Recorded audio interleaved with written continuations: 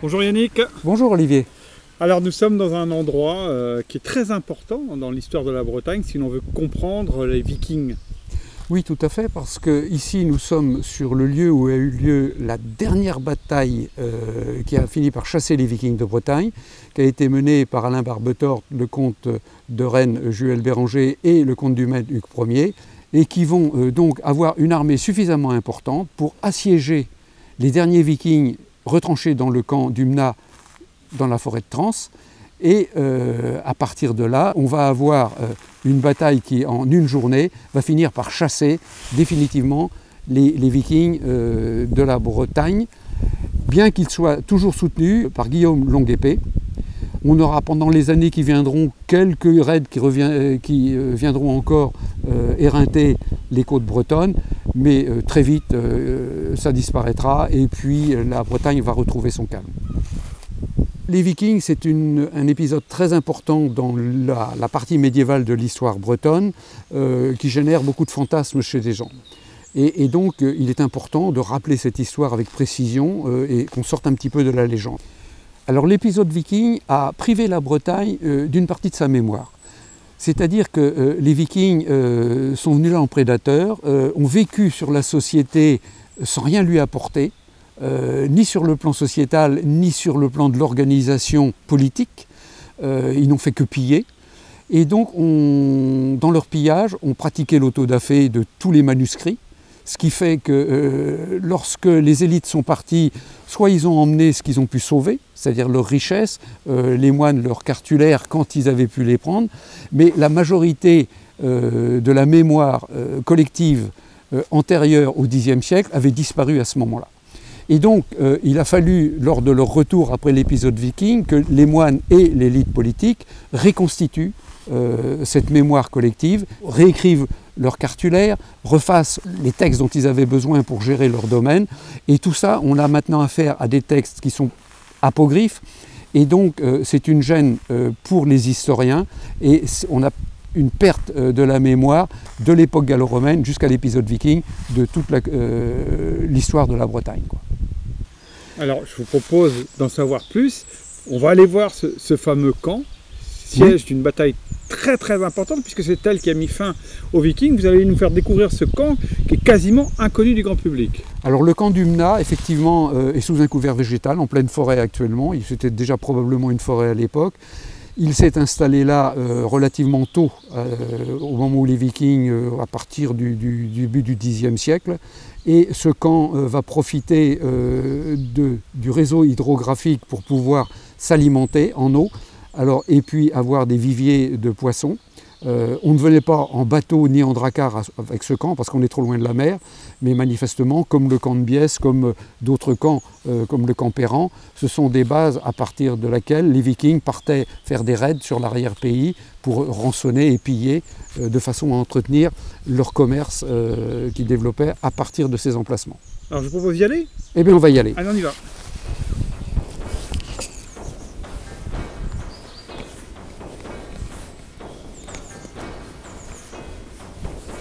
Ici, on est au contact du système défensif de ce camp viking qui se compose d'un contre-talus qui borde un grand fossé qui fait environ une trentaine de mètres d'ouverture sur 5-6 mètres de profondeur.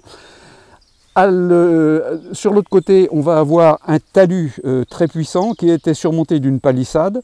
Et donc, on a un système défensif constitué d'un double talutage avec une douve sèche, hein, puisqu'on est au-dessus du niveau du plan d'eau, mais ça suffisait amplement pour pouvoir arrêter toutes les agressions. De plus, dans les angles, on va voir qu'il y a des renforts de talus qui permettaient de supporter des tours, et puis ça va nous permettre de faire le tour du camp, si vous voulez bien me suivre, et on verra le système défensif et également l'intérieur du camp.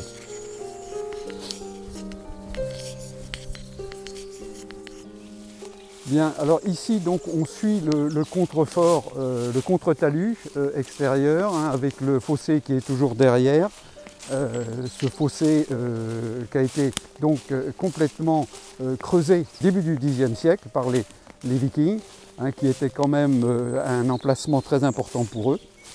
Et on va le contourner donc ce camp qui a une forme à peu près quadrangulaire, dans cet espace qui fait à peu près 5000 m² à l'intérieur. On peut imaginer ici, sur cette surface protégée par des talus et des palissades, entre 25 et 30 maisons, contenant plusieurs centaines de Normands, qui, à partir de ce camp, pouvaient tout à fait organiser leur raid razzia sur le pays dolois et le pays rennais. C'est aussi à partir de cet emplacement que ces gens-là organisaient leur commerce des produits de leur rapine et le ventilaient sur tous les marchés du coin. Les maisons sont construites de façon très simple, ce sont des petites bâtisses en bois construites sur des solins en pierre dont on voit encore des traces dans les dépressions et autour des dépressions qu'il y a dans le camp. Et chaque maison pouvait faire environ 5-6 mètres de longueur sur 3-4 mètres de large ou 4-5 mètres de large. C'était des petits bâtiments qui permettaient de s'abriter et de ranger le matériel, mais dans lesquels on ne vivait pas. À cette époque-là, on ne vivait pas dans les maisons, on vivait à l'extérieur.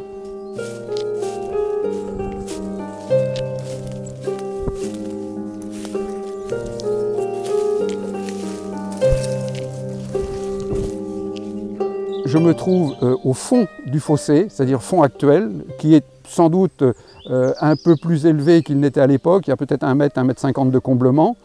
Derrière moi, vous avez une surélévation de terre qui vient compléter le talus qui était palissadé. Sur cette surélévation, on peut tout à fait imaginer une sorte de tour de bois qui permettait de surveiller plus loin et de participer à la défense active du camp. Ce site fortifié est un lieu très important dans l'histoire des Vikings, puisque c'est à cet emplacement-là où s'est passée la dernière grande bataille qui a fini par chasser les Vikings de Bretagne. Ce camp relève sans doute encore et nous cache encore pas mal de choses, puisqu'il n'a jamais été fouillé. On aurait pu éventuellement faire quelques sondages dans les fossés, ce qui aurait permis peut-être de trouver des restes d'armement, de pointes de flèches métalliques, d'armement en bronze, ou de balles de fronde tout simplement. De plus, il faut savoir que dans ces camps où vivait une communauté assez importante, toutes les déjections de la vie du camp étaient jetées par les palissades. C'était une tradition de l'époque. Et donc ce camp recèle, le fossé en particulier, recèle des tas d'informations comme à l'intérieur du camp pour voir comment était organisée cette communauté qui a vécu quand même très longtemps dans ce camp.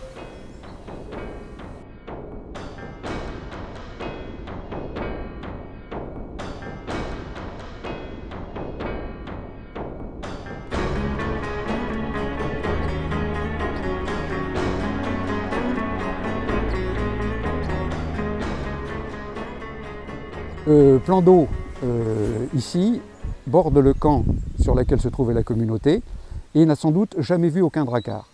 Mais par contre, il joue un rôle très important comme réserve alimentaire. On mangeait beaucoup plus de poissons que de viande et beaucoup de légumes également. Mais c'était surtout une assurance d'avoir toujours une réserve d'eau importante pour une communauté de cette envergure-là. Par ailleurs, il n'est pas impossible non plus d'imaginer l'adjonction sur la chaussée d'un petit moulinet, d'un petit moulin à eau qui permettait de faire de la farine ou différentes choses, de broyer ce qui pouvait être réutilisé dans la nourriture après.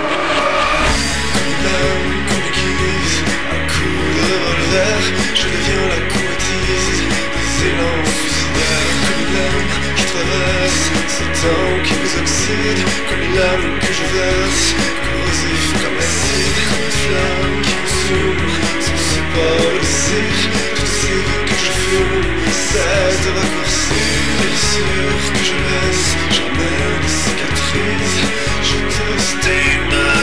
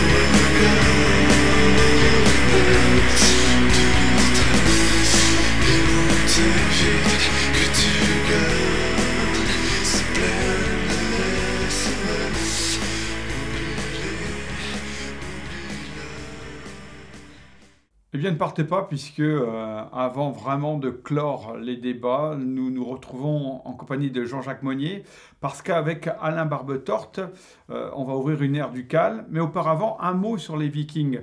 Est-ce que ce combat finalement entre les Bretons et les Vikings, Jean-Jacques Monnier, c'est un combat de civilisation entre chrétiens et païens? Oui, c'est en partie ça, hein. C'est aussi un combat entre pirates, chargés avant tout de récupérer de l'argent ou des produits et de les convoyer vers leur pays d'origine, et puis une population sédentaire qui essaye de vivre du travail de la terre. Vaincus à Trans-la-Forêt, ces Vikings poseront de moins en moins de problèmes aux Bretons. Oui, dans la mesure où ils sont une base bien établie entre la Haute et la Basse Normandie, désormais réunies, et d'autre part, ils ont des bases tout au long des côtes et qui leur permettent de contrôler une partie du commerce entre la Méditerranée, l'Atlantique et la Manche. Et d'un autre côté, ben, il y a des puissances qui commencent à monter. Athelstan, du côté de l'Angleterre, et son royaume de Mercie, commence aussi à cantonner les Vikings. Les Francs montent en puissance également. Et puis, bien sûr, la Bretagne avec Alain Barbetorte. Alors, Jean-Jacques Monnier, Alain Barbetorte, quel est son statut au lendemain de la bataille de Trans-la-Forêt? Disons qu'il est duc, ça ne signifie pas grand-chose. Il est duc et roi en Bretagne, c'est-à-dire qu'il a toutes les attributions d'un roi. Mais bon, désormais, ce sont des ducs nationaux, c'est-à-dire des ducs qui ont les pouvoirs des rois, mais qui n'en ont pas forcément le titre. Cette fameuse ère des ducs, que va-t-elle apporter à la Bretagne? Alors, disons qu'il y a d'abord une grande reconstruction à faire après les ravages des 30 années de domination viking. Et d'autre part, on a une Bretagne qui va retrouver une croissance démographique, qui va devoir défricher des terres. Chaque agriculteur, dans la mesure du possible, va brûler des terres sur les landes pour étendre la zone cultivée. Et on voit ainsi la Bretagne progresser vers l'intérieur du territoire, se peupler vers l'intérieur du territoire pour installer la nouvelle population. Et puis, bien entendu, aussi une prospérité qui va faire des jaloux. Oui, donc la prospérité, toute l'Europe de l'Ouest va la retrouver progressivement, mais la Bretagne tout particulièrement, avec aussi ces grands éléments de richesse comme le sel, qui était déjà une richesse sous nos Minoës, mais qui le sera encore bien plus après. Et donc la Bretagne va devenir une région, un territoire convoité. Et donc ce territoire convoité, puisqu'il a une population encore assez limitée, est contraint à un jeu de bascule entre la France et l'Angleterre pour éviter que l'un ou l'autre ne l'annexe. Voilà, donc on peut supposer que finalement ces relations entre l'Angleterre, la France et la Bretagne datent du séjour de Barbetorte chez Athelstan, où on a commencé vraiment à tisser des liens. Oui, tout à fait, les liens ont été tissés. D'autre part, pour le moment, au Xe siècle, avec juste l'arrivée au pouvoir d'Hugues Capet, à la tête du tout petit royaume de Francie, ce n'est pas une menace. Maintenant, la France n'est pas une menace, la Francie n'est pas une menace, elle le deviendra lorsque l'État français se constituera, surtout autour du XIIIe siècle. Combien de temps va durer cette ère des ducs?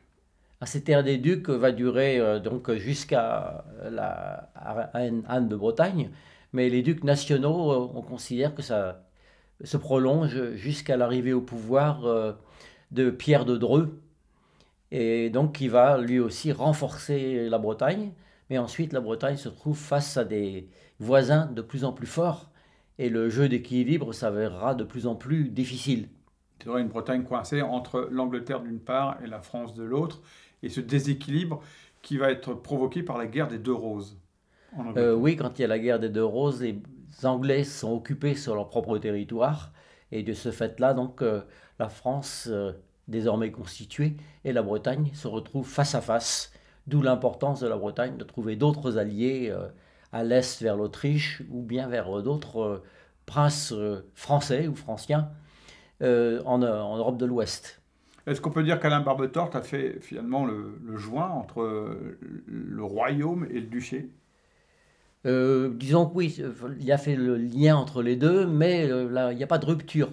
On peut dire que jusqu'à Pierre de Dreux, la Bretagne a des pouvoirs importants et qui ont tendance à s'accroître, et qu'ensuite on aura la grande époque des 14e, 15e siècles, où la Bretagne est un État souverain. Une ère des Ducs qui va apporter elle aussi une histoire foisonnante et fascinante. Mais cela, c'est une autre histoire. Merci Jean-Jacques Monnier. Merci Olivier.